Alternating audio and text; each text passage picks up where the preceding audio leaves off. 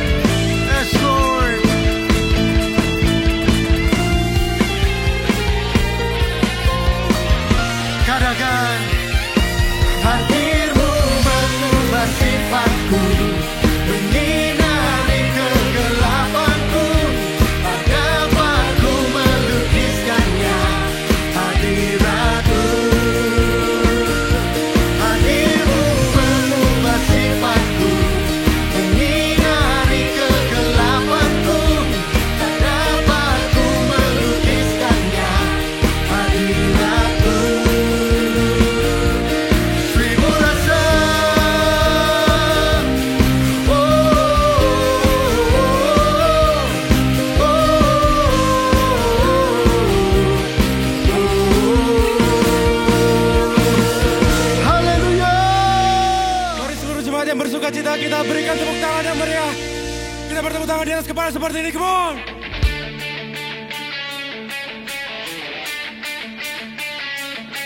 Yes. Kami siap untuk memuji Engkau lebih lagi Tuhan.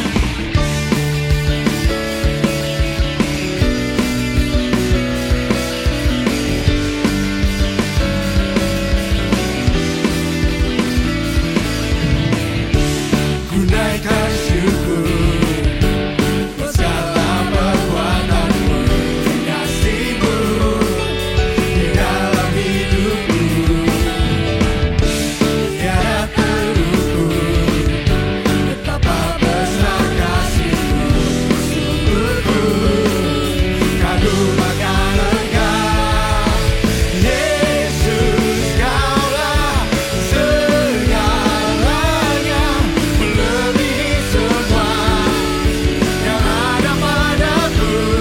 Oh Yesus, Kaulah segalanya, seutuhnya ku berikan hatiku untukmu. Kami naikkan pujian kami Tuhan, katakan. Ku naikkan syukur buat segala perbuatanmu, kasih-Mu di dalam hidupku.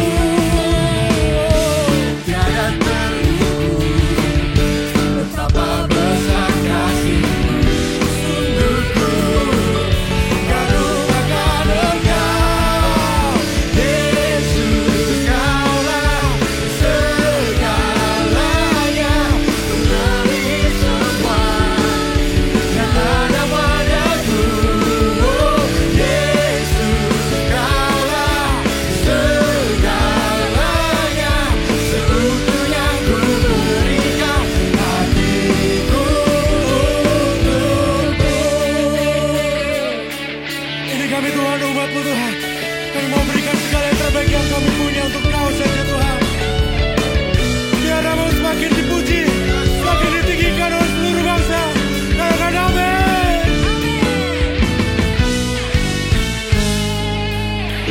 Mari angkat tanganmu.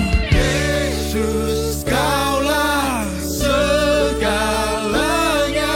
melebihi semua yang ada padaku. Oh Yesus, Kaulah segalanya, seutuhnya ku berikan hatiku untukmu. Yesus, Kaulah segalanya, melebihi semua yang ada padaku. Yes, yes, oh Yesus, Kaulah segalanya, seutuhnya ku berikan hatiku untuk Yesus. Kaulah segalanya, melebihi semua yang ada padaku. Oh Yesus, Kaulah segalanya, seutuhnya ku berikan hatiku. Seutuhnya ku berikan hatiku. Say one more time. Seutuhnya ku berikan hatiku untuk Yesus, Kaulah.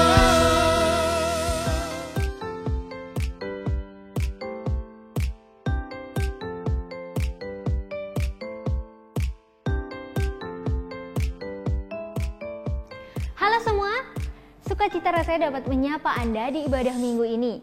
Bagi Anda yang baru pertama kali mengikuti ibadah kami mengucapkan welcome home, selamat datang di Gereja Mawar Charon Jabodetabek. Kerinduan kami adalah melihat Anda bertumbuh dan mengalami perubahan hidup melalui komunitas kecil kami yaitu Connect Group. Untuk info lebih lanjut mengenai Connect Group, Anda dapat mengunjungi Instagram kami @gmsjakartabarat atau @gmstangerang. Dan berikut adalah news untuk sepekan ke depan.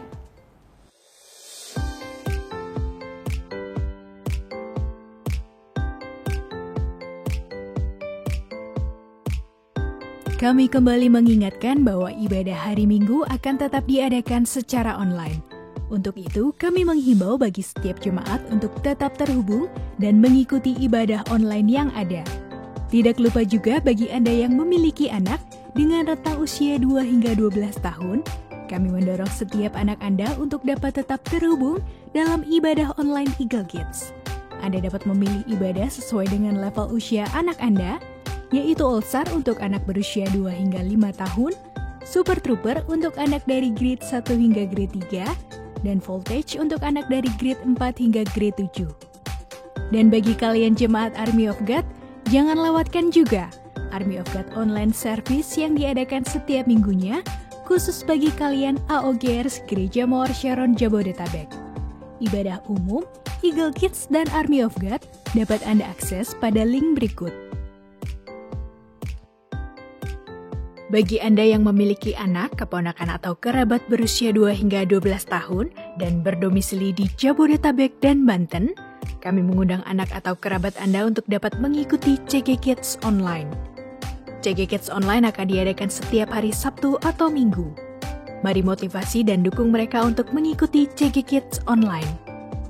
Untuk informasi lebih lanjut, Anda dapat menghubungi kami melalui nomor telepon yang tertera di layar Anda, atau Anda juga dapat menghubungi kami melalui direct message di Instagram kami @GMS_Jakarta_Barat atau @GMS_Tangerang. Minggu depan adalah minggu perpuluhan. Mari persiapkan diri Anda. Hari kemarin sudah berlalu, hari esok belum datang, dan kita memiliki hari ini. Mari kita mulai dan selesaikan dengan ucapan syukur. Bersama kami, Gereja Mawar Sharon Jabodetabek, Making Disciples, Transforming Lives. Making disciples, transforming lives.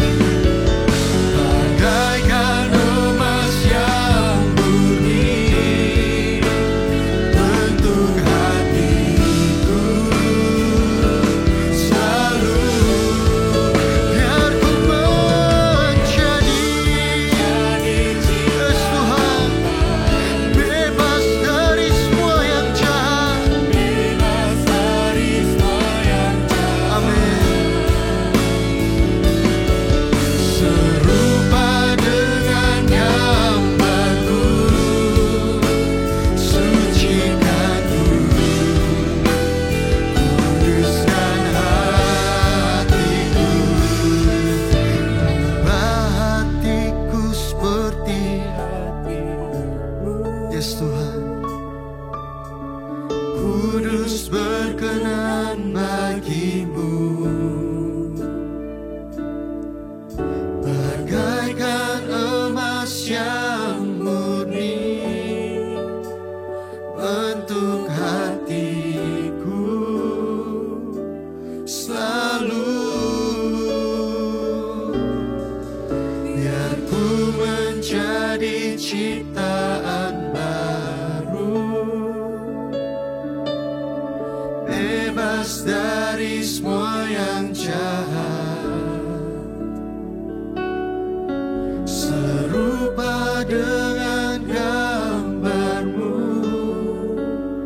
sucikanku, kuduskan hati. Sekali lagi segenap hati kita. Ubah hatiku seperti hatimu, kudus berkenan bagimu. Bagaikan emas yang murni bentuk hatiku selalu. Biar ku menjadi ciptaan baru, bebas dari semua yang jahat, serupa dengan gambarmu, sucikanku, kuduskan hatiku, Tuhan.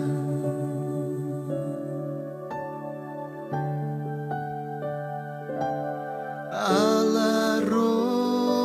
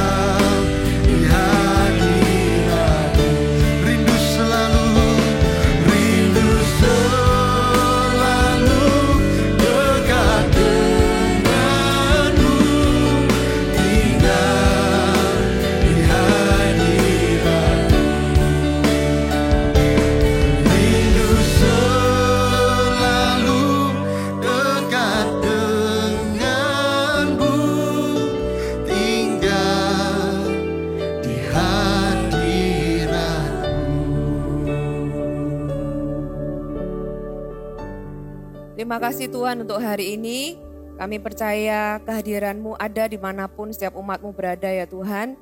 Dan firman Tuhan akan memberi makan setiap jiwa yang haus dan lapar akan Engkau. Tuhan, kami menyatakan hari ini bahwa kami butuh Engkau ya Tuhan. Kami adalah pribadi yang kami gak bisa jalan sendiri tanpa Tuhan. Kami mau firman Tuhan mendidik kami, mencelikkan kami ya Tuhan. Kalau jalan kami serong, Tuhan luruskan setiap jalan kami. Jadikan kami semakin serupa dengan Engkau Tuhan. Terima kasih Tuhan, kami siap mendengarkan firman Tuhan. Kami mau duduk diam ya Tuhan. Seperti Maria duduk mendapatkan yang terbaik daripada-Mu. Terima kasih Tuhan, kami mengasihi-Mu dan setiap orang yang siap mendengarkan firman Tuhan katakan sama-sama. Amin. Thank you. Shalom bagi Anda yang melihat tayangan ini. Saya melihat hati yang haus dan lapar akan Tuhan. Saya percaya hari ini Anda melihat karena Anda mau dipuaskan. Karena firman Tuhan katakan orang yang lapar dan haus mereka akan dipuaskan. Dan hari ini Anda akan mendapatkan jawaban. Dan firman Tuhan akan mendidik Anda dan saya supaya kita semakin hari semakin serupa dengan Kristus. Apa yang saya mau bagikan hari ini adalah sesuatu yang saya pribadi mendapatkannya ketika saya saat teduh. Saudara, jadi ketika saya saat teduh, saya baca secara berurutan firman Tuhan dan ada satu perikop firman Tuhan yang meloncat di dalam hati saya dan itu memberkati saya secara pribadi. Dan hari ini saya mau membagikan kepada Anda berkat yang Tuhan sudah berikan kepada saya. Kita buka sama-sama di Matius pasal yang ke-7 ayat yang pertama. Dikatakan, janganlah kamu menghakimi supaya kamu tidak dihakimi. Karena dengan penghakiman yang kamu pakai untuk menghakimi, kamu akan dihakimi. Dan ukuran yang kamu pakai untuk mengukur akan diukurkan kepadamu. Kita baca sampai ayat yang kelima ya. Mengapakah engkau melihat selumbar di mata saudaramu, sedangkan balok di dalam matamu tidak engkau ketahui? Saya tertarik dengan kata mengapa. Ya, kita lanjutkan. Bagaimanakah engkau dapat berkata kepada saudaramu, biarlah aku mengeluarkan selumbar itu dari matamu, padahal ada balok di dalam matamu. Hai orang munafik, kata-kata ini juga menarik. Keluarkan dahulu balok dari matamu, maka engkau akan melihat dengan jelas untuk mengeluarkan selumbar itu dari mata saudaramu. Tuhan tidak menghalangi kita untuk kita menolong orang lain, tapi Tuhan itu mau kita juga melihat kepada diri sendiri. Saudara, dikatakan di sini ada selumbar dan balok. Selumbar itu apa? Selumbar itu serpian atau serutan kayu yang sangat kecil seperti debu. Jadi kecil sekali. Ya. Pertanyaannya yang satu ada selumbar, yang satu ada balok. Nah, tapi firman Tuhan katakan kenapa yang punya balok tapi tidak tahu? Apakah orangnya enggak sadar kalau ada balok di dalam matanya? Atau dia pura-pura tidak tahu? Atau mengabaikan? Atau dia membiarkan? Tahu tapi mentoleransi atau membiarkan? Ya, saya tanya sama Anda, kalau Anda lihat di mata orang itu ada baloknya, saudara kasih tahu enggak? Yang pertama Anda merasa aneh kan, di matanya orang kok ada balok, Anda akan pasti kasih tahu, di dalam matamu ada balok. Kadang kita lihat matanya orang merah aja kita kasih tahu, sakit mata kok matanya merah gitu ya. Ini ada balok di mata seseorang. Nah, saudara, pasti kalau kita lihat ada orang matanya ada balok kan kita mau kasih tahu atau kita kasih tahu. Bisa jadi orang yang ada baloknya ini sudah pernah dikasih tahu tapi gak mau tahu, ya kan? Tapi saudara, selumbar dan balok ini hanyalah ilustrasi di dalam firman Tuhan ini. Tuhan itu humoris ya, kasih ilustrasi yang lucu supaya orang itu mudah mengerti. Saudara bisa bayangkan gambaran ilustrasi, kalau bisa Anda bayangkan ya, di mata orang itu ada baloknya, kan lucu ya.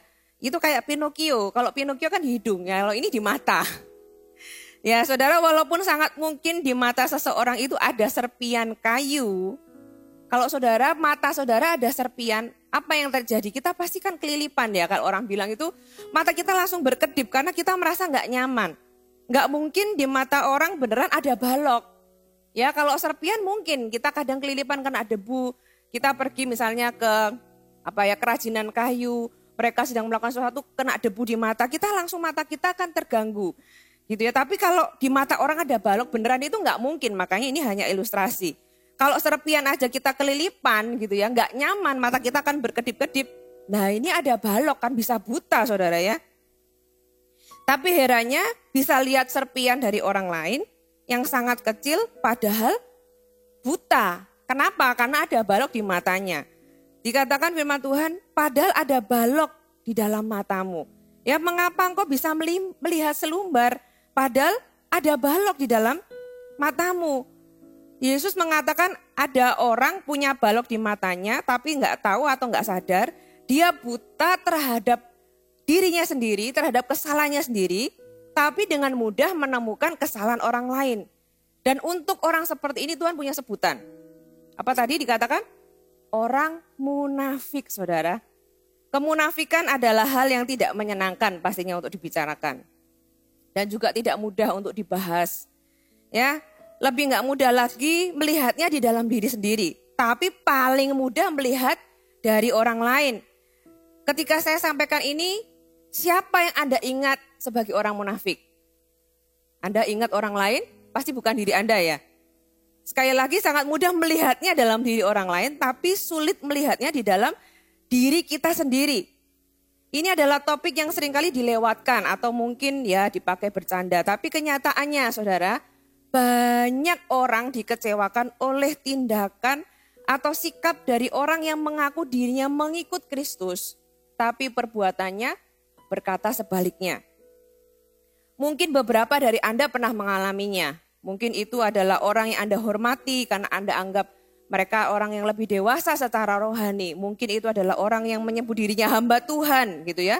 Atau guru, atau orang tua, atau pasangan. Atau mungkin anak Anda yang sudah besar.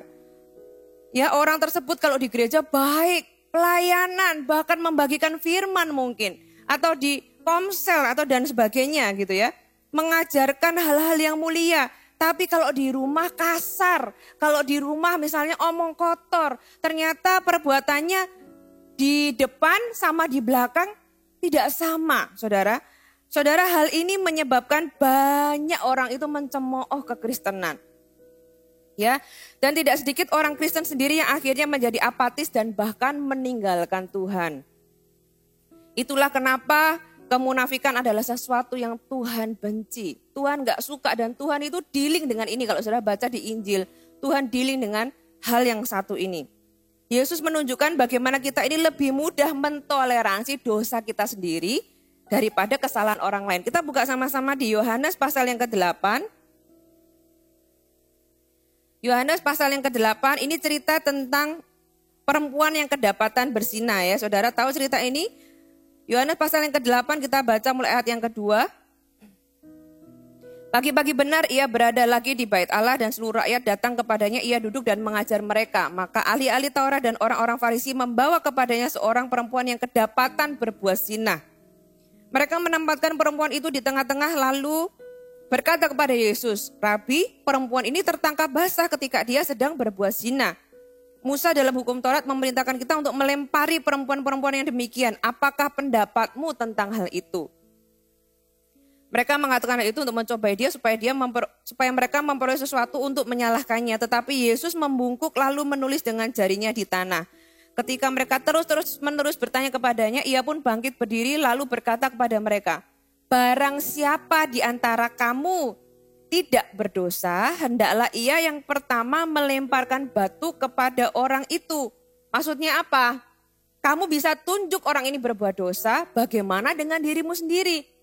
Ya kalau kamu memang gak pernah berbuat dosa, ya silahkan lempari batu.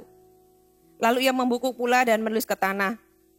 Tetapi setelah mereka mendengar perkataan itu, pergilah mereka seorang demi seorang, mulai dari yang tertua, berarti kan dosanya paling banyak ya, lebih lama gitu ya, lebih banyak berbuat dosa. Akhirnya tinggallah Yesus seorang diri dengan perempuan itu, jadi tidak ada satupun akhirnya yang melempari perempuan ini dengan batu, karena tidak satupun yang tidak pernah berbuat dosa, saudara. Lalu Yesus bangkit berdiri dan berkata kepadanya, ayat 10, hai perempuan, di manakah mereka? Tidak adakah seorang yang menghukum engkau? Jawabnya, tidak ada Tuhan. Lalu kata Yesus, aku pun tidak menghukum engkau, pergilah dan jangan berbuat dosa lagi mulai dari sekarang. Saudara, cerita ini menggambarkan gampang ya. Kalau kita ketemu orang berbuat salah, kita bisa bilang, oh orang ini salah. Gitu ya. Kita lupa kalau kita ini juga pernah atau bisa berbuat salah gitu ya. Dan kita juga bisa kemungkinan diseret juga sama seperti perempuan berzina ini. Saya kasih Anda satu contoh lagi, kita buka sama-sama di 2 Samuel pasal yang ke-12. Kita baca mulai ayat yang pertama. Saudara tahu cerita ini? Judulnya Nathan memperingatkan Daud sehingga Daud menyesal. Tapi kita perhatikan peristiwanya ya saudara ya. Tuhan mengutus Nathan kepada Daud. Ia datang kepada Daud dan berkata kepadanya, ada 2 orang dalam satu kota, yang seorang kaya dan yang lain miskin. Si kaya mempunyai sangat banyak kambing domba dan lembu sapi. Si miskin tidak mempunyai apa-apa selain dari seekor anak domba betina yang kecil yang dibeli dan dipeliharanya. Anak domba itu menjadi besar padanya bersama-sama dengan anak-anaknya. Makan dari suapannya dan minum dari pialanya dan tidur di pangkuannya seperti seorang anak perempuan baginya.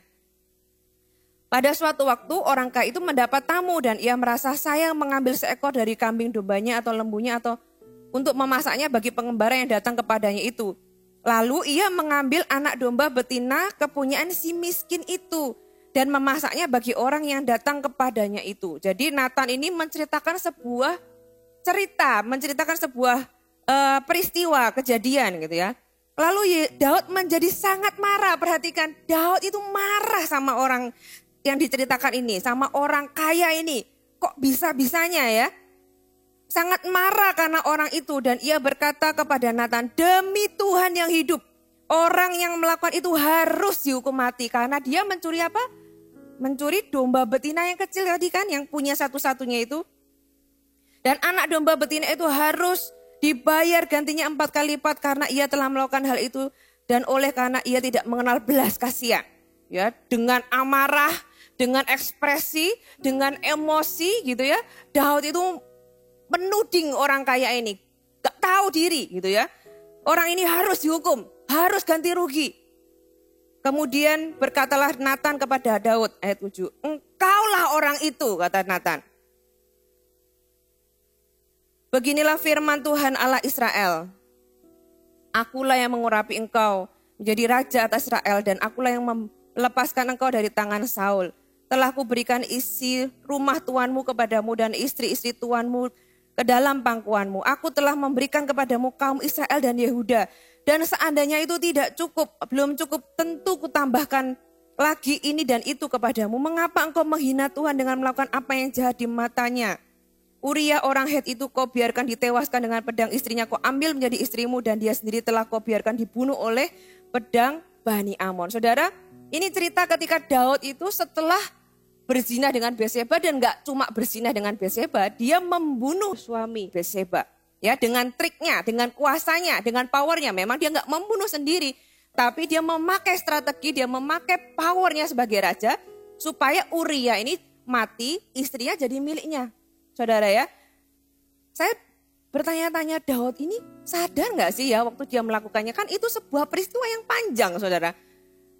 Nah, dengan kondisi demikian itu sudah terjadi.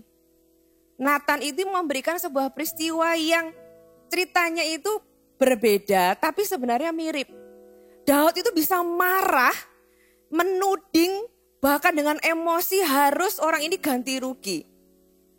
Saudara, kita bisa loh seperti Daud melakukan dosa yang besar, tapi kita bisa tuding orang lain dengan dosa yang mungkin mirip, mungkin lebih kecil gitu ya, dengan emosi, dengan marah, tanpa kita sadar bahwa kita sendiri ini juga berbuat dosa. Saudara, dan itu Tuhan gak suka. Makanya waktu itu puji Tuhan gitu ya, Daud itu meresponi, dia sadar kayak ditempeleng sama Tuhan. Dia sadar bahwa aduh iya aku ini sudah berbuat dosa.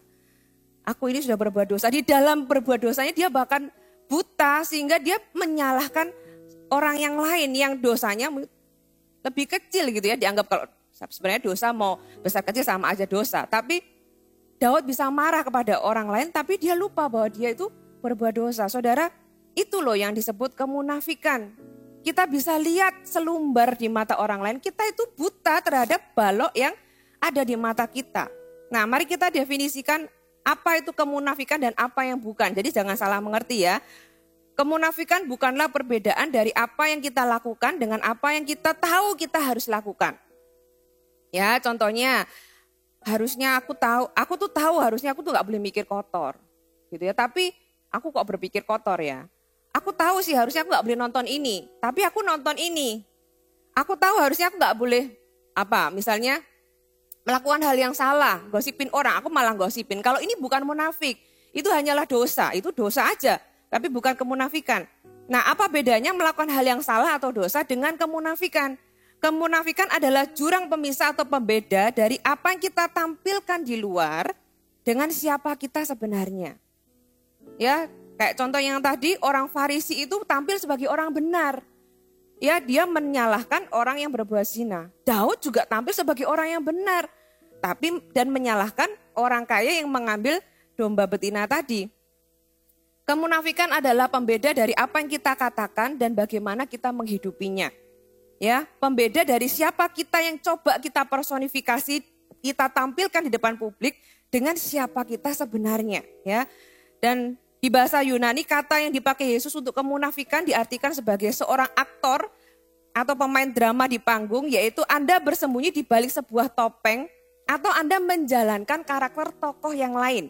Gitu ya, tokoh selain diri Anda, pastinya seorang tokoh, menjalankan karakter seorang tokoh. Dan Tuhan mau membereskan itu di dalam hidup kita. Yang Tuhan mau bereskan adalah pertunjukan yang kita tampilkan itu loh.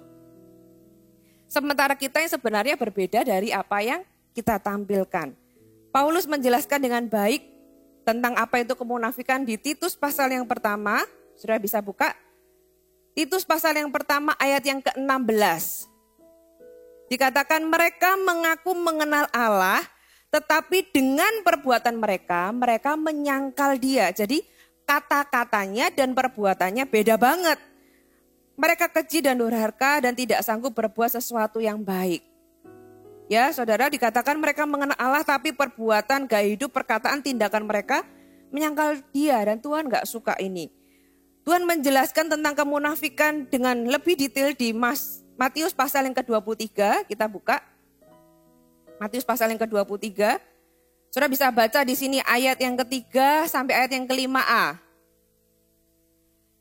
Matius 23, ahli-ahli Taurat dan orang-orang Farisi telah menduduki kursi Musa. Sebab itu turutilah dan lakukan segala sesuatu yang mereka ajarkan kepadamu, tetapi janganlah kamu turuti perbuatan-perbuatan mereka. Mereka mengajarkannya tetapi tidak melakukannya. Garis bawah itu. Mereka mengikat beban-beban berat, nyuruh ini, nyuruh itu, gak boleh ini, gak boleh itu, lalu meletakkannya di atas bahu orang, tetapi mereka sendiri tidak mau menyentuhnya. Dan semua pekerjaan yang mereka lakukan hanya dimaksud supaya dilihat orang. Ini kata firman Tuhan, saudara. Tuhan menjelaskan, ayat 15. Celakalah kamu, hai ahli-ahli Taurat dan orang-orang Farisi, hai orang-orang munafik, sebab kamu menelan rumah janda-janda sedang kamu mengelabui, garis bawah kata mengelabui, mata orang dengan doa yang panjang-panjang. Sebab kamu pasti akan menerima hukuman yang lebih berat. Ngeri juga ya saudara ya. Mengelabui berarti sengaja untuk membohongi saudara. Bukan berarti doa yang panjang itu salah loh ya. Tapi yang salah adalah tujuan dan motivasi hatinya. Saudara ya, jangan Anda menghakimi. Karena ini di dalam hati, kita nggak bisa menghakimi orang yang doanya panjang itu, wah berarti ini orang munafik. Jangan loh saudara ya. Orang bisa doa panjang dan mungkin juga karena pokok doanya banyak. Kita nggak bisa menghakimi karena itu adalah dosa hati. Makanya sekali lagi kemunafikan ini urusan Tuhan dengan kita, bukan dengan orang lain, bukan tentang orang lain, itu Tuhan dengan kita ya. Ayat ke-27 dari Matius yang ke-23 sama, celakalah kamu hai ahli-ahli Taurat dan orang-orang Farisi, hai orang-orang munafik, sebab kamu sama seperti kuburan yang dilabur putih, yang sebelah luarnya memang bersih tampaknya, garis bawahi kata tampaknya, kelihatan di luarnya, ya kan, tetapi yang sebelah dalamnya penuh dengan tulang belulang dan berbagai jenis kotoran. Saudara, sekali lagi hanya tampak luarnya, karena apa? Supaya kelihatan di luar, sesuatu yang ditampilkan di luar yang berbeda dengan yang di dalam. Ayat ke-33, tetap di dalam perikop yang sama, hai kamu ular-ular, Hai kamu keturunan ural berudak, bagaimana mungkin kamu dapat meluputkan diri dari hukuman neraka? Perhatikan apa yang Yesus sebut tentang mereka, ular dikatakan. Dan dikatakan bagaimana mungkin kamu meluputkan diri, alias bagaimana mungkin aku bisa menyelamatkan kamu kalau kamu ini munafik. Berarti sesuatu yang sangat sangat besar konsekuensinya untuk orang-orang yang hidup secara munafik. Siapakah orang yang munafik? Mereka yang ingin terlihat baik, rohani di luar gitu ya, tetapi di dalamnya jauh dari Tuhan. Mereka menginginkan dilihat orang, mendapatkan opini publik yang baik, sementara di dalam bagiannya itu banyak area gelap yang coba ditutupi. Yang menarik buat saya adalah Tuhan tidak berkata celakalah kamu. Kalau sudah baca di Matius 23 tadi, hampir semua pembahasan itu selalu dimulai dengan celakalah kamu gitu ya. Tuhan tidak berkata kepada orang yang melakukan dosa atau berkata kotor, berpikir kotor, melihat yang kotor. Tuhan tidak berkata celakalah kamu karena kamu melakukan hal yang buruk. Tuhan berkata celakalah kamu kepada orang yang melakukan hal yang salah tetapi bertindak seolah-olah tidak pernah melakukan hal yang salah tersebut. Ya, celakalah kamu bukan kepada orang yang tidak sempurna, tapi celakalah kamu kepada orang yang tidak sempurna tapi bertindak seolah-olah paling sempurna. Saudara, saya berpendapat bahwa di masa kini lebih dari masa-masa sebelumnya, karena masa sebelumnya itu nggak ada gitu ya. Sosial media adalah platform yang terbaik untuk seseorang menunjukkan sesuatu yang tidak sebenarnya. Sekali lagi, tidak ada penghakiman, tidak ada dihakimi karena ini urusan pribadi setiap orang. Jangan berpikir tentang orang lain, firman Allah ini untuk Anda, bukan tentang orang lain. Ini adalah tempat di mana kita bisa sepanjang hari menampilkan apa yang kita ingin orang lain lihat, gambaran tentang kita yang sebenar, apa yang kita ingin orang lain itu punya gambaran tentang kita.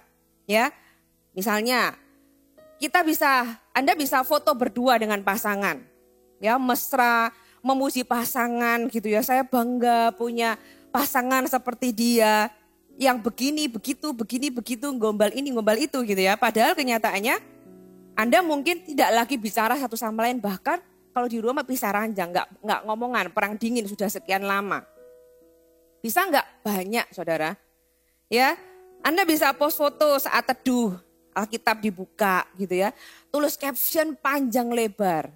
Padahal aslinya Anda itu menghabiskan waktu untuk milih foto dan edit lebih lama daripada saat teduh itu sendiri. Bisa nggak? Bisa aja dan nggak ada orang yang tahu. Tapi orang mikirnya apa? Wih, rohani banget orang ini ya. Luar biasa. Jangan hakimi karena belum tentu semua orang seperti itu. Ya, ingat sekali lagi kemunafikan sangat mudah terlihat dari orang lain dan sangat sulit terlihat dalam diri kita. Dan firman Allah ini bukan tentang orang lain tapi untuk Anda dan saya.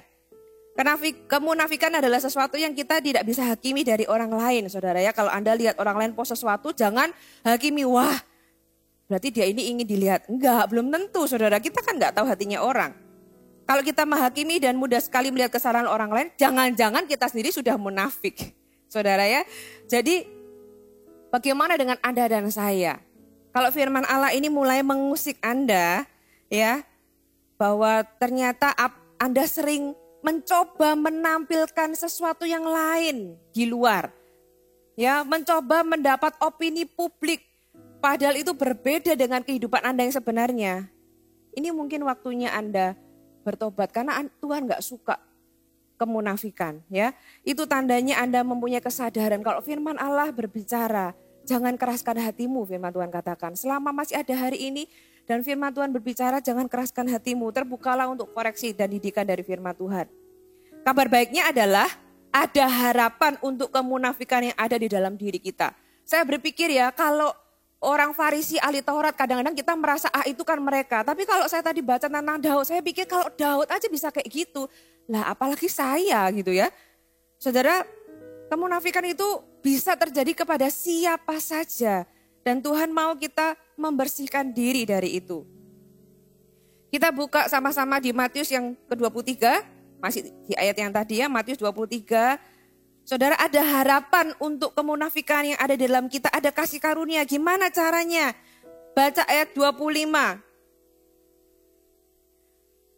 Celakalah kamu hai ahli Taurat dan orang-orang Farisi, hai kamu orang-orang munafik, sebab cawan yang dan pinggan kamu bersihkan di sebelah luarnya, tetapi sebelah dalamnya penuh rampasan dan kerakusan. Hai orang Farisi yang buta, makanya kenapa kok buta? Ada baloknya tadi loh, terlalu besar.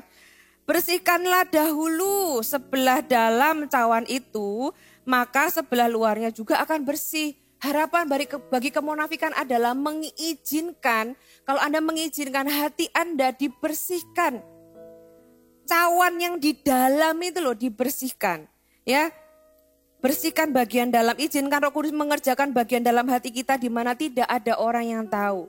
Ketika bagian dalam kita dibersihkan, kita semakin serupa dengan Kristus, secara otomatis apa yang Tuhan kerjakan di dalam akan terpancar keluar. Ya, kita enggak lagi mengelabui orang lain, tapi lahir dari pekerjaan Roh Kudus kita menampilkan diri kita yang asli. Ya, sebagai seorang hamba Tuhan pun ada hal-hal salah yang selama ini mungkin dipercaya dan saya pun pernah melakukannya, saudara ya. Untuk menunjukkan bahwa gambaran seseorang hamba Tuhan itu layak untuk diikuti oleh oleh umat gitu ya. Seperti apa? Harus selalu tampil kuat, harus kelihatan super rohani gitu ya. Lebih tahu dari yang lain, gak boleh gak tahu, harus tahu semuanya. Ya, gak pernah satu kali pun terlihat ragu terhadap Tuhan. Gak boleh kelihatan khawatir. Kalau ada masalah jangan sampai orang lain tahu.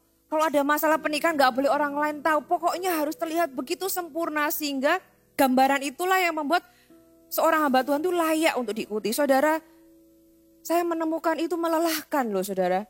Itu bukan cuma melelahkan, tapi itu juga bahaya.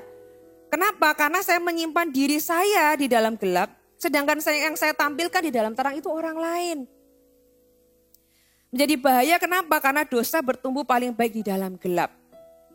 Lebih baik saya jadi pendosa yang jujur, saya mengakui gitu ya, saya berurusan dengan dosa saya daripada jadi orang munafik yang menipu orang banyak. Saya nggak mau. Makanya saya bilang firman Tuhan ini berbicara dulu buat saya. Bagi sebagian orang ini melegakan. Akhirnya Anda bisa melepas topeng Anda selama ini. Ya, Anda tidak harus selamanya pakai topeng, saudara. Anda bisa jadi diri Anda sendiri kok. Dan Tuhan lebih suka Anda apa adanya.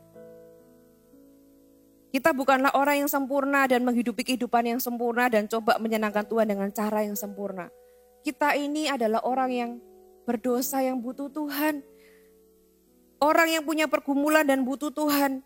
Orang yang pernah melakukan kesalahan dan butuh kasih karunia Tuhan untuk bangkit kembali. Kita adalah orang yang bisa melakukan kesalahan dan kita butuh Tuhan untuk menuntun kita. Kita punya peperangannya sendiri, saya punya peperangannya sendiri. Ada waktunya saya ragu, ada waktunya saya takut, saya tahu kecewa, apa itu marah, gitu ya, benci, luka hati. Saya mengalaminya semua dan saya nggak berusaha menutupi. Ada waktu-waktunya saya perlu terbuka, gitu ya. Mungkin nggak di depan semua orang, tapi ada komunitas di mana saya ini bisa jadi apa adanya. Saya nggak perlu berusaha untuk tahu segalanya. Kalau saya nggak tahu, saya akan bilang kok, saya nggak tahu. Saya nggak bisa nyanyi.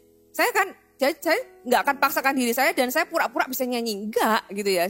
Ya just be myself. Dan itu saudara tahu sangat melegakan hidup kayak gitu itu. Di dalam komunitas orang percaya, Anda bisa jadi apa adanya. Dan lebih bahagianya lagi, Anda diterima apa adanya. Anda bukan diterima karena ada apanya gitu ya. Tapi Anda bisa diterima apa adanya kalau Anda bisa jadi diri Anda sendiri. 1 Petrus 2 ayat yang pertama. Dikatakan, karena itu buanglah, garis bawahi kata buanglah, lingkari kalau perlu. Segala kejahatan, segala tipu muslihat dan segala macam. Ternyata kemunafikan itu bermacam-macam. Segala macam kemunafikan, kedengkian dan fitnah. Saudara, ini waktunya Tuhan mau kita membuang segala macam kemunafikan. Ya, Daud di dalam Mazmur 139 ayat yang ke-23 sampai 24 dikatakan, selidikilah aku ya Allah dan kenalah hatiku, ujilah aku dan kenalah pikiran-pikiranku. Lihatlah apakah jalanku serong dan tuntunlah aku di jalan yang kekal. Jadikan ini doa kita, jadikan ini doa Anda. Kadang kita ini bahkan tidak mengenal diri kita sendiri loh. Tidak mengenal hati kita sendiri. Apalagi kalau kita ini sudah sekian lama hidup di balik topeng. Ya, kita sendiri ini kadang bahkan sampai di titik menipu diri sendiri, saudara. Kita bahkan sudah lupa kalau kita ini pakai topeng, kita pikir itu kita karena kita kelamaan pakai topeng. Ada orang-orang yang sekian lama hidup mencoba menutupi sesuatu dan menjadi orang lain. Saudara, ini waktunya Tuhan membebaskan Anda. Minta dan izinkan Tuhan menyingkapkan hati Anda dan izinkan Tuhan mengubahkan Anda. Tuhan tidak pernah menuntut kesempurnaan. Sebagai sesama manusia, kita sebenarnya tahu kok tidak ada hidup yang sempurna, tidak ada orang yang sempurna. Tapi Tuhan yang sempurna itu tinggal di dalam diri kita. Apakah Anda mengizinkan diri Anda diubah dari dalam oleh pribadi yang sempurna itu? Ya, ketidaksempurnaan kita adalah ruang untuk Tuhan menyempurnakan kita. Itu ruang untuk Tuhan. Jangan pura-pura jadi orang yang sempurna. Kalau Anda sudah sempurna, Anda nggak butuh Tuhan. Ketidaksempurnaan kita itu mengundang Tuhan. Membuat kita tahu bahwa kita itu butuh Tuhan. Ya, ayat yang sama ini dalam bahasa Inggris dikatakan, "Search me God and know my heart." Ketahui hatiku. Bukan supaya Tuhan tahu hati kita, tapi supaya kita tahu hati kita. Test me and know my anxious thoughts. See if there is any offensive way in me. Lead me in the way everlasting. Jadikan ini doa Anda dan siapkan diri Anda. Kalau Tuhan singkapkan beberapa hal yang mungkin Anda selama ini tidak sadari atau mungkin Anda selama ini tuh coba abaikan selama bertahun-tahun. Doa ini akan membuat Anda keluar dari zona nyaman. Berkatalah, berdoalah, Tuhan selidiki hatiku. Tuhan selidiki hatiku. Yeremia 17 ayat 9-10 dikatakan, betapa liciknya hati, lebih licik daripada segala sesuatu. Hatinya sudah membatu, siapakah yang dapat mengetahuinya? Ya, kita tuh bahkan tidak tahu loh kalau hati kita tuh sudah membatu. Aku Tuhan yang menyelidiki hati. Tuhanlah yang bisa menyelidiki hati kita. Dan Tuhan menyingkapkannya kepada kita. Aku Tuhan yang menyelidiki hati dan menguji batin untuk memberi balasan kepada setiap orang setimpal dengan tingkah langkahnya, setimpal dengan hasil perbuatannya. Kita bisa menipu orang lain, tapi seringkali yang paling sering kita tipu itu apa? Diri kita sendiri. Kita berpikir, kita berkata pada diri kita sendiri, gak apa-apa lah, it's okay. Semua orang juga melakukannya, ini bukan masalah, sudahlah, lupakan, gak apa-apa. Dan sebagainya, kita suka menipu diri kita sendiri. Kita bahkan tidak tahu seberapa buruk kita. Makanya kita perlu doakan ini, Tuhan selidiki hatiku. Tuhan kenalah hatiku. Ya, firman Tuhan tadi, selidiki aku ya Allah dan kenalah hatiku. Kenalah pikiran-pikiranku. Bahasa Inggrisnya know my anxious thoughts. Kita ini punya pikiran-pikiran anxious, khawatir, cemas. Apa ketakutan Anda?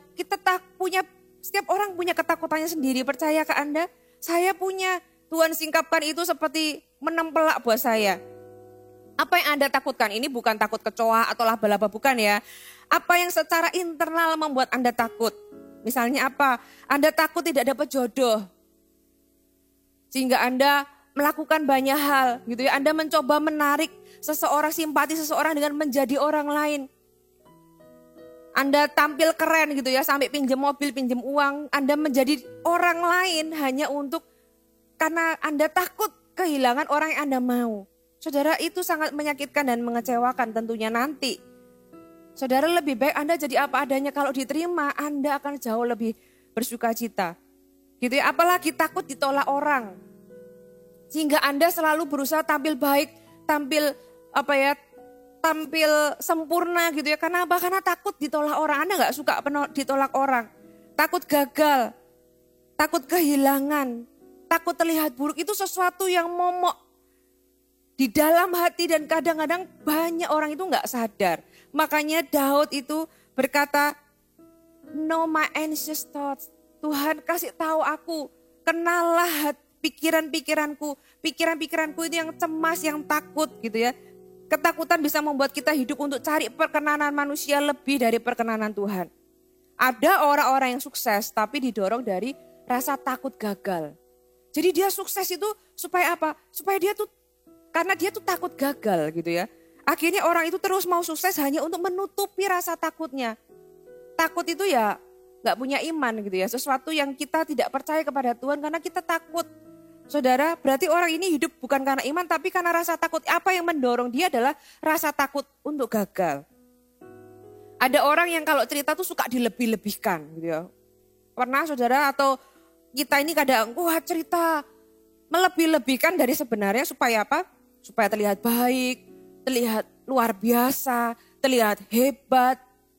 Menciptakan sebuah opini di diri orang lain yang melihat kita. Padahal mungkin kejadiannya tidak sebesar itu. Atau ada orang yang suka ceritanya tuh melas. Ya aduh kasihan aku ini begini begitu supaya kesannya punya tujuan untuk mengelabui orang lain. Supaya menarik simpati, menarik belas kasihan. Padahal sebenarnya kondisi sebenarnya tidak seburuk yang diceritakan. Ada orang yang kalau dikasih masukan marah, membela diri gitu ya. Marah balik, bukan karena gak suka dikasih masukan. Tapi karena takut terlihat buruk. Sehingga langsung defensif berlebihan. Saudara, Tuhan mau dealing dengan yang satu ini. Tapi izinkan Tuhan menyingkapkannya kepada Anda. Anda siap kalau itu disingkapkan Tuhan? Karena itu sesuatu yang tidak nyaman loh ketika kita itu disingkapkan. Ada satu cerita lagi, kita buka di Galatia 2 ayat 11 sampai 14. Galatia 2 ayat 11. Tetapi waktu Kefas datang ke Antiokhia, aku berterus terang menentangnya. Ini Paulus yang tulis, sebab ia salah. Siapa Kefas? Kefas ini Petrus, saudara ya. Murid Yesus, salah satu rasul yang terkemuka. Karena sebelum beberapa orang dari kalangan Yakobus datang, ia makan sehidangan dengan saudara-saudara yang tidak bersunat. Tetapi setelah mereka datang, ia mengundurkan diri dan menjauhi mereka karena takut akan saudara-saudara yang bersunat. Dan orang-orang Yahudi yang lain pun turut berlaku munafik dengan dia. Sehingga Barnabas sendiri ikut terseret dalam kemunafikan mereka. Jadi ternyata kemunafikan itu nular ya saudara ya. Bisa menyeret orang lain. Tetapi waktu aku lihat bahwa kelakuan mereka itu tidak sesuai dengan kebenaran Injil. Aku berkata kepada Kefas di depan mereka semua. Jika engkau seorang Yahudi hidup secara kafir dan bukan secara Yahudi. Bagaimanakah engkau dapat memaksa saudara-saudara yang tidak bersunat untuk hidup secara Yahudi? Alias Paulus ini menegur Petrus. Petrus ini seorang rasul yang kalau dibanding kita mungkin jauh banget ya. Dia rasul gitu loh ya. Murid Yesus sendiri. Tapi somehow di dalam 1-2 kejadian karena takut. Takut apa sih Petrus ini? Takut dianggap kafir. Takut konflik. Takut dianggap bersalah, takut terlihat buruk. Akhirnya dia melakukan kemunafikan. Jadi kalau Petrus aja bisa, saya tuh berpikir lah apalagi saya gitu ya. Tapi puji Tuhan, Paulus menegur dan Petrus juga tahu kesalahannya. Saudara, kalau Anda mau membuka diri, hati Anda untuk Tuhan singkapkan, Tuhan akan menunjukkan hati Anda dan saya yang sebenarnya. Yang mungkin Anda coba hindari. Karena kita ini suka menipu diri sendiri. Oh ini bukan masalah lah buat saya gitu ya. Saya akan baik-baik saja. Saudara berdoa sama Tuhan. Tuhan selidiki hatiku. Kenalah pikiran-pikiranku. Know my anxious thought. Apa sih yang sebenarnya selama ini itu aku cemaskan. Sesuatu yang di luar itu kan cuma perbuatan luar. Tapi sebenarnya di dalam ini apa? Tuhan tolong singkapkan supaya saya bisa dealing dengan itu. Supaya saya bisa beres. Supaya saya gak perlu lagi berlaku munafik. Karena Tuhan gak suka. Jadi dibereskan sampai ke akarnya. Kata berikutnya dikatakan, lihatlah apakah jalanku serong di Mazmur 139 tadi. See if there is any offensive way in me. Daud membuka dirinya di hadapan Tuhan, meminta Tuhan menunjukkan kepada dirinya hal apakah dosa atau hal apakah yang tidak menyenangkan Tuhan. Karena memang tidak mudah saudara untuk tahu apa yang salah dengan diri sendiri. Paling mudah kan cari kesalahan orang lain kan.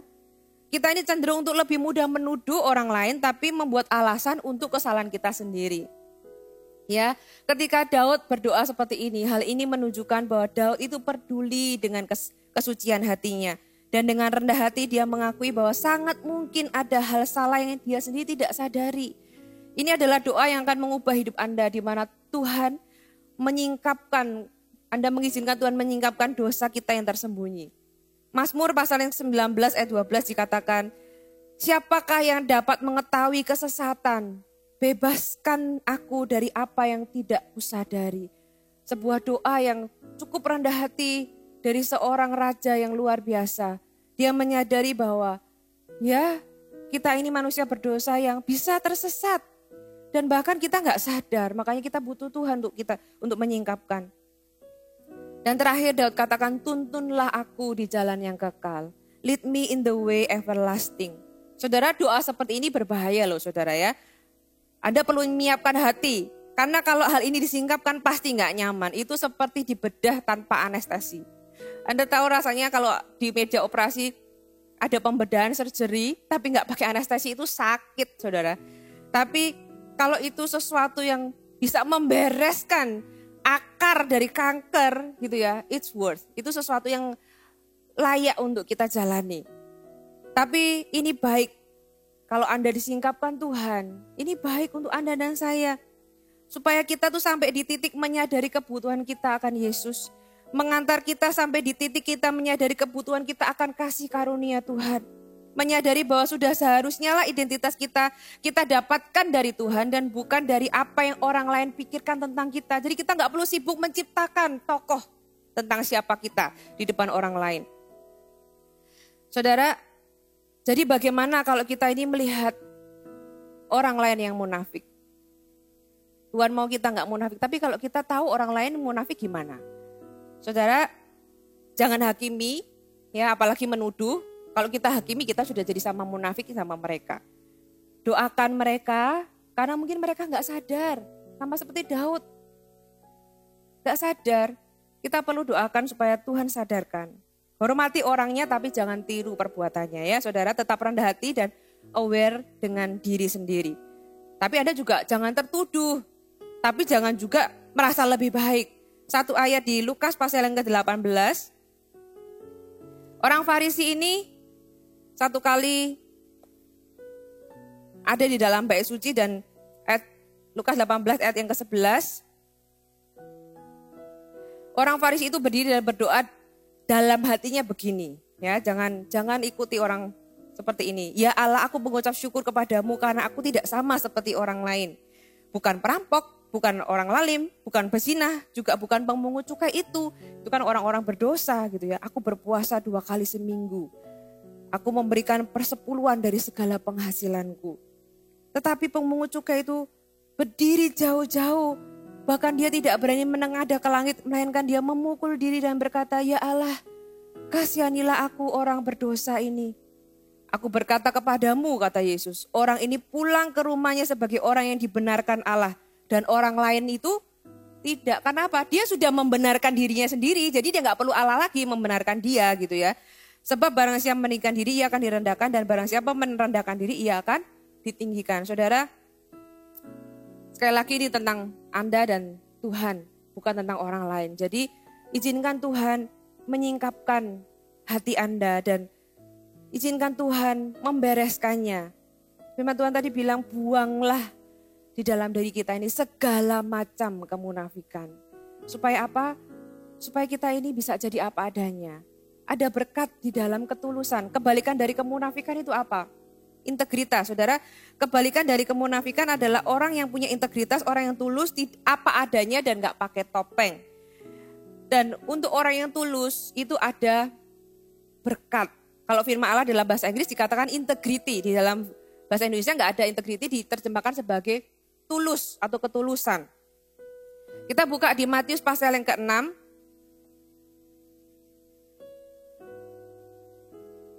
Matius pasal yang ke-6 ayat yang pertama.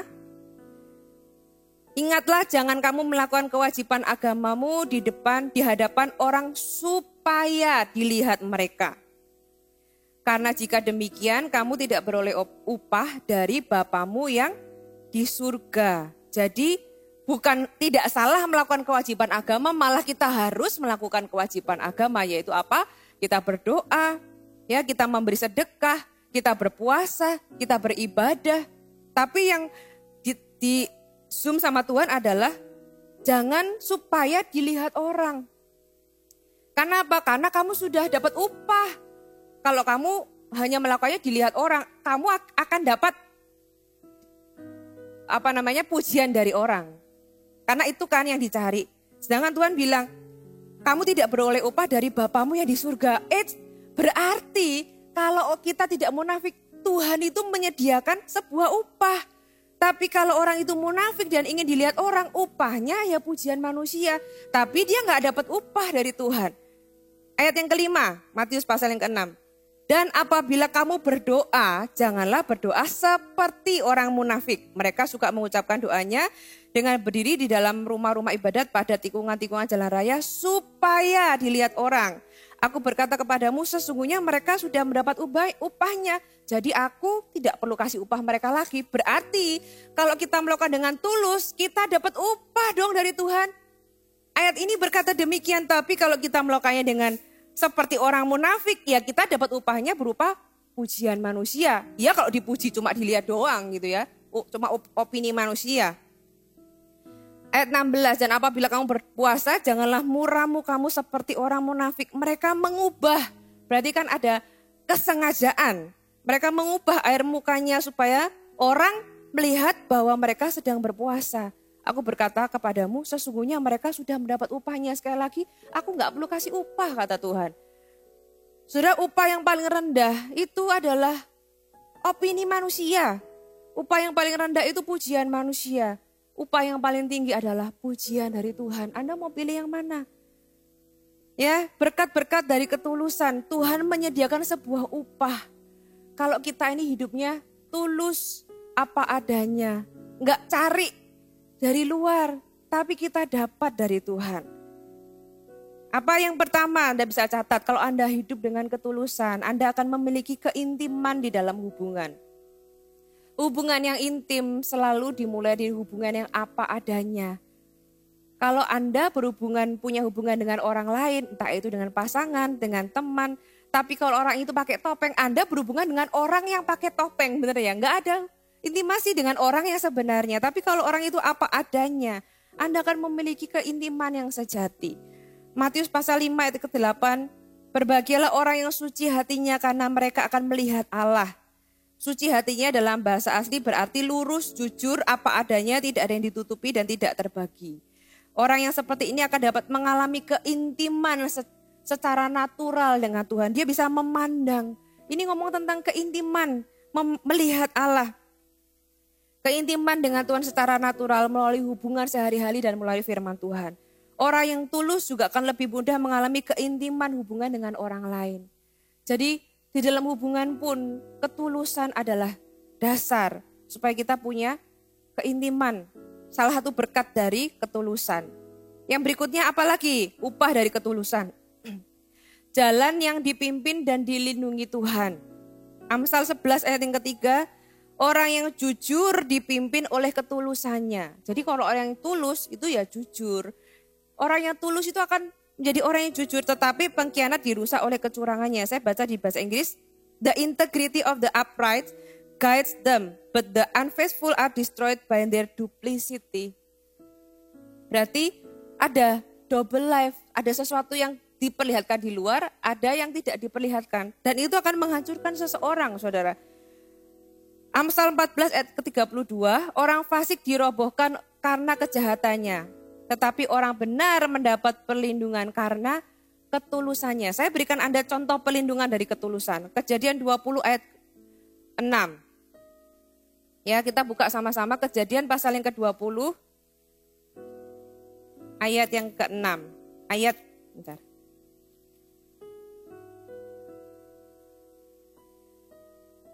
Saya baca mulai ayat yang pertama aja ya. Lalu Abraham berangkat dari situ ke tanah Negeb dan ia menetap antara Kades dan Syur. Ia tinggal di Gerar sebagai orang asing. Oleh karena Abraham telah mengatakan tentang Sarah istrinya, dia saudaraku, maka Abimelek orang Gerar menyuruh mengambil Sarah. Jadi mau diambil istri sama Abimelek. Tetapi pada waktu malam Allah datang kepada Abimelek dalam suatu mimpi serta berfirman kepadanya, engkau harus mati oleh karena perempuan yang telah kau ambil itu sebab ia sudah bersuami. Adapun Abimelek belum menghampiri Sarah, berkatalah ia, Tuhan, apakah engkau membunuh bangsa yang tidak bersalah? Bukankah orang itu sendiri mengatakan kepadaku, dia saudaraku, dan perempuan itu sendiri telah mengatakan, iya saudaraku. Jadi hal ini kulakukan dengan hati yang tulus dan tangan yang suci.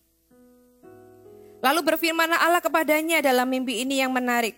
Aku tahu juga, berarti Tuhan itu tahu orang yang tulus dan orang yang tidak. Aku tahu juga, maksudnya aku bisa tahu kalau kamu itu tulus. Bahwa engkau telah melakukan itu dengan hati yang tulus, Tuhan itu tahu. Maka aku pun telah mencegah engkau untuk berbuat dosa terhadap aku. Sebab itu aku tidak membiarkan engkau menjamah dia. Luar biasa ya. Tuhan itu sangat menghargai ketulusan. Kalau Tuhan menemukan hati seseorang itu tulus, dia akan jaga kalau kakinya itu mau kepleset.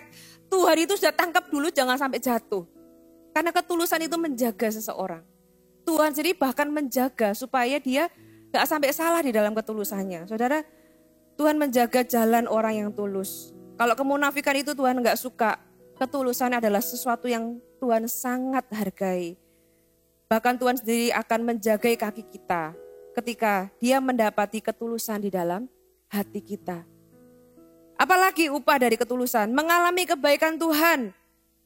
Mazmur 73 ayat pertama. Sesungguhnya Allah itu baik bagi mereka yang tulus hatinya. Bagi mereka yang bersih hatinya, mereka kan bisa melihat kebaikan Tuhan. Mazmur 11 ayat ke-7, sebab Tuhan itu adil dan ia mengasihi keadilan. Orang yang tulus akan memandang wajahnya. Ini bicara tentang apa? Bicara ketika di masa-masa sulit dan butuh pertolongan, orang yang tulus itu akan mudah menemukan Tuhan. Dan akan mengalami kebaikan Tuhan. Saudara, ada banyak berkat kalau kita ini hidup dalam ketulusan. Yang terakhir, sebenarnya ada banyak, tapi saya cuma tulis ada 4 di sini. Mazmur 37 ayat 37, perhatikanlah orang yang tulus dan lihatlah kepada orang yang jujur. Sebab pada orang yang suka damai akan ada masa depan. Orang yang tulus akan menuai masa depan yang baik. Ketulusan Anda hari ini adalah bekal untuk masa depan Anda. Saudara, hari ini izinkan Tuhan menyingkapkan hati kita. Izinkan Tuhan membersihkan sesuatu yang mungkin kotor di dalam hati kita.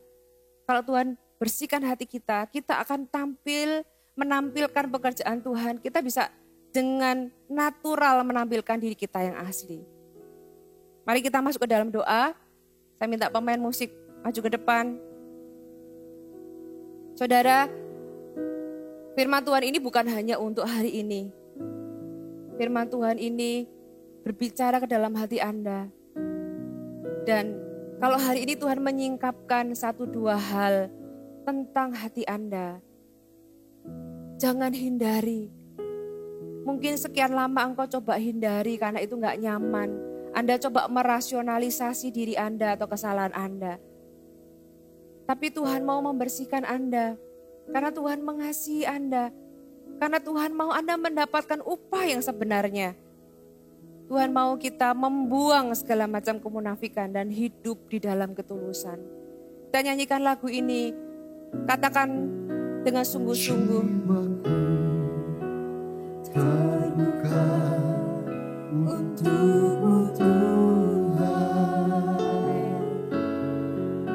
selidiki, nyatakan segala perkara,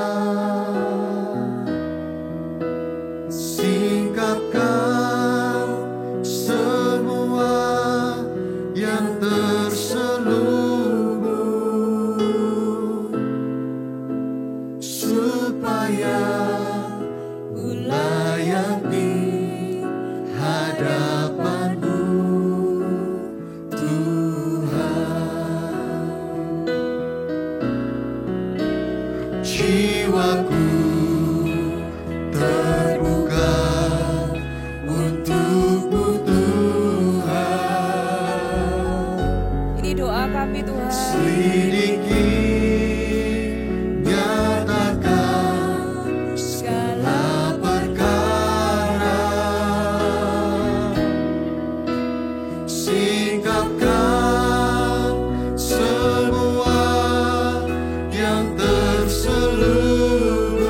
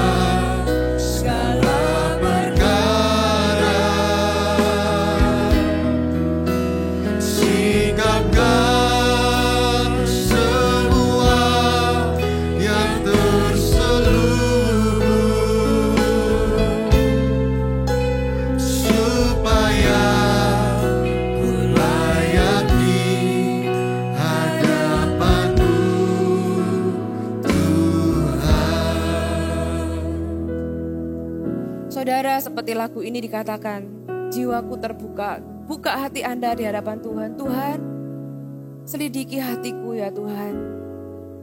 Kenallah hatiku ya Tuhan. Kenapa? Karena aku bahkan gak mengenal hatiku sendiri. Kenallah pikiran-pikiranku. Know my anxious thought.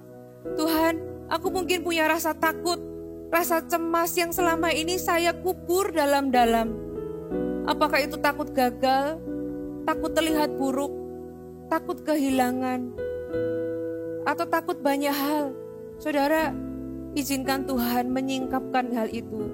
Mungkin itu gak nyaman, tapi ketika Tuhan membersihkan bagian dalam, Tuhan katakan ketika kita membersihkan bagian dalam, maka bagian luarnya Anda gak perlu tutupi lagi, itu juga akan bersih. Hari ini saya mau berdoa bagi Anda yang engkau tahu bahwa Anda perlu Tuhan menyingkapkan hati Anda. Atau Anda bahkan selama firman Tuhan tadi saya bagikan, Tuhan menyingkapkan 1-2 hal yang Tuhan mau Anda dealing dengan itu. Percayalah Tuhan mau menemani Anda dan membantu Anda dan membereskan, membersihkan Anda. Kalau Anda tahu bahwa hati Anda kosong selama ini, Anda coba tutupi dengan Anda mencari pujian manusia sehingga Anda menjadi tokoh yang lain, Anda memperlihatkan hal-hal yang sebenarnya bukan Anda. Ini waktunya Tuhan mengisi kekosongan hati Anda. Kalau Anda orangnya, taruh tangan Anda di dada. Tuhan, hamba berdoa untuk orang-orang yang seperti itu. Mereka yang tahu bahwa hati mereka kosong sehingga mereka mencari sesuatu dari luar. Mereka mencari pujian manusia. Mencari sesuatu yang dari luar ya Tuhan. Izinkan Tuhan hari ini Engkau mengisi kekosongan mereka. Tuhan, Engkau mengisi hati mereka. Kalau ada orang-orang yang punya rasa takut, mungkin itu akibat dari perlakuan di masa lalu. Mungkin Anda pernah dibully, Anda melihat diri Anda kotor, Anda melihat diri Anda jelek, sehingga Anda selalu mencoba menutupi dan Anda selalu berusaha tampil baik. Ketika ada orang yang menyalahkan Anda langsung menutupi dengan semua defensif karena Anda takut terlihat buruk. Aku gak mau terlihat buruk. Anda coba tutupi dengan semua hal yang seperti terlihat baik. Padahal di dalam hati Anda takut. Anda takut kelihatan aslinya. Kenapa? Karena Anda melihat diri Anda buruk. Anda enggak buruk, Anda hanya takut terlihat buruk. Ada orang-orang yang takut gagal. Anda enggak gagal, Anda sebenarnya hanya takut gagal. Mungkin karena Anda pernah gagal dulu. Dan itu begitu traumatis sehingga Anda takut itu terulang kembali. Anda berusaha menutupi dengan banyak hal sehingga Anda jatuh ke dalam jebakan kemunafikan. Anda takut kehilangan. Mungkin karena Anda pernah kehilangan seseorang atau sesuatu yang sangat berharga. Sehingga Anda begitu takut kehilangan dengan apa yang Anda miliki sekarang. Anda berusaha menyenangkan orang lain, mencari perkenanan manusia dan tidak mencari perkenanan Tuhan. Karena apa? Karena Anda takut. Anda takut kehilangan. Anda takut ditolak. Takut ditolak, takut dijauhi. Sehingga Anda menjadi orang lain yang supaya diterima. Menjadi orang lain yang tidak diri Anda sendiri. Kalau ada orang-orang seperti ini, Tuhan, hamba berdoa di dalam nama Yesus. Engkau menyembuhkan hati mereka, Tuhan.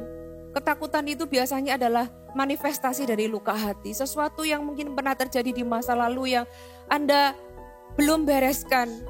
Celah itu hanya bisa disembuhkan dan diisi oleh satu pribadi, yaitu Yesus.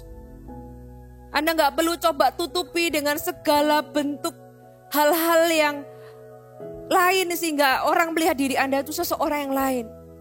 Tapi dealing dengan apa yang anxious thoughts, ketakutan, kecemasan apa yang ada dalam hati Anda. Tuhan, hamba berdoa di dalam nama Yesus hari ini. Ulurkan tangan Anda. Hamba berdoa kuasa Tuhan menjamah hatimu hari ini. Setiap lembah akan ditutup, setiap gunung akan diratakan, setiap rasa minder itu akan diisi oleh Yesus. Engkau harus tahu bahwa Yesus mengasihimu apa adanya. Engkau gak harus tampil rohani di depan Tuhan dan juga di depan manusia. Tuhan mengasihimu apa adanya. Tuhan menerimamu apa adanya. Tuhan mau memulihkanmu hari ini. Hamba berdoa Tuhan, kalau ada orang-orang yang sudah terjebak di dalam berbagai macam kemunafikan. Engkau bereskan sampai ke akarnya di dalam nama Yesus. Terima pemulihan-Mu hari ini. Terima kesembuhan-Mu hari ini. Terima kebebasan-Mu hari ini. Tuhan, melepaskan-Mu di dalam nama Yesus. Jadi orang yang apa adanya adalah orang yang bebas. Anda gak perlu takut lagi apa kata orang. Anda gak perlu takut lagi dan Anda harus menjadi orang lain. Anda menjadi orang yang sangat bebas. Hamba berdoa hari ini, kuasa Tuhan membebaskan-Mu. Firman Tuhan mencelikkan-Mu. Terima kasih Tuhan. Terima kasih Tuhan. Kalau hari ini mungkin Tuhan gak menyingkapkan apapun, doakan aja. Berdoa sama Tuhan, Tuhan, ini hatiku. Kenalah hatiku, kenalah pikiranku. Tuhan akan menyingkapkan satu demi satu. Izinkan Tuhan mengubahkan hidup Anda. Saya percaya karya Tuhan akan semakin sempurna di dalam hidup Anda mulai hari ini. Kita nyanyikan lagu ini.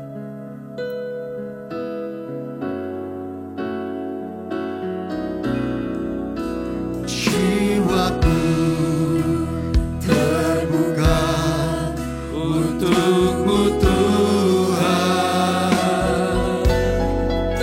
Selidiki, nyatakan segala perkara. Singkapkan semua yang terselubung.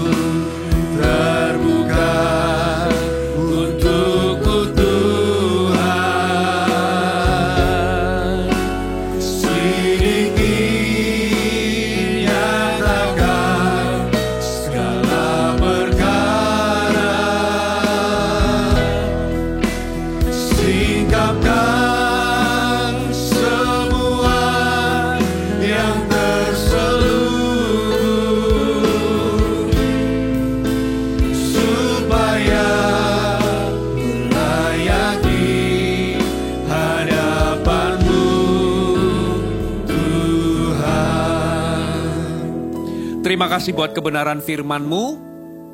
Firman-Mu membebaskan kami, firman-Mu mengoperasi hati kami. Hari ini kami serahkan hati kami ke dalam tangan Tuhan. Kami berserah kepada Tuhan, kepada pembentukan Tuhan. Hari ini firman-Mu membebaskan kami. Membuat kami hari ini meletakkan topeng kami yang sudah kami pakai bertahun-tahun. Melenyapkan segala kelelahan kami. Untuk kami bertingkah seolah-olah orang lain. Untuk kami bertingkah untuk baik di hadapan orang. Terima kasih buat firman-Mu ya Tuhan. Kami sambut firman-Mu, firman-Mu baik buat kami.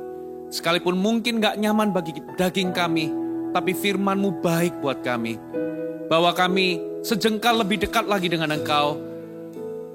Bahwa kami sejengkal lebih tinggi lagi bertumbuh, semakin serupa dengan Tuhan. Terima kasih Bapa untuk firman-Mu. Mari jemaat yang dikasihi Tuhan, mari angkat tangan-Mu tinggi-tinggi. Aku melepaskan berkat ke atas-Mu. Di dalam nama Yesus, diberkatilah keluar dan masuk-Mu. Diberkatilah kerohanian-Mu. Dibuatnya Tuhan, Engkau mengalami pertumbuhan. Bukan sekedar dari luar ke dalam. Bukan hanya sekedar baik di mata orang. Tapi Tuhan mengerjakan hatimu. Dan Tuhan membuatnya indah di matanya. Terimalah berkat-berkat pemeliharaan daripada Allah Bapa. Dicukupinya semua kebutuhanmu, tidak dibiarkannya engkau sendiri melewati masa-masa yang sukar. Terimalah juga kasih karunia yang kau butuhkan, kasih karunia dalam pekerjaan, kasih karunia dalam pernikahan. Terimalah dalam nama Yesus, kasih karunia dalam pertumbuhan pribadi, pertumbuhan rohani. Hal-hal yang Tuhan singkapkan untuk Anda ubah, Tuhan memberikanmu kasih karunia di dalam nama Yesus. Terimalah juga pengurapan, terimalah tuntunan, bimbingan, pengajaran dari Allah Roh Kudus yang tidak pernah meninggalkanmu. Allah Roh Kudus akan membimbingmu terus, tidak akan pernah menyerah sekalipun kau gagal. Dia akan membimbing dan menggandengmu. Terimalah semua berkat ini aku lepaskan di dalam nama Tuhan Yesus Kristus. Sama-sama yang diberkati Tuhan, katakan amin.